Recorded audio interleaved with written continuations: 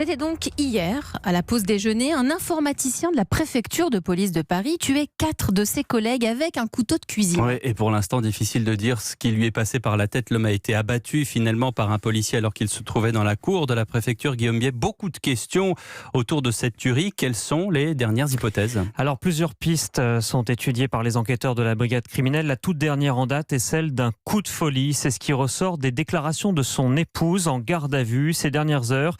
Elle a raconté aux policiers que son mari aurait fait une crise de démence la nuit précédant le drame.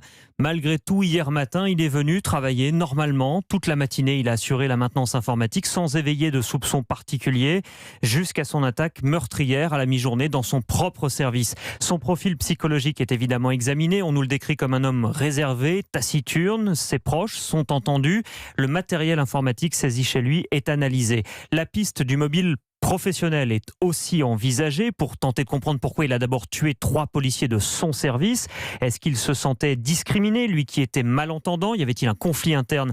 C'est aussi une hypothèse examinée. Quant à la piste terroriste, elle n'est pas écartée, mais elle est loin d'être privilégiée. L'antiterrorisme n'a pas été saisi.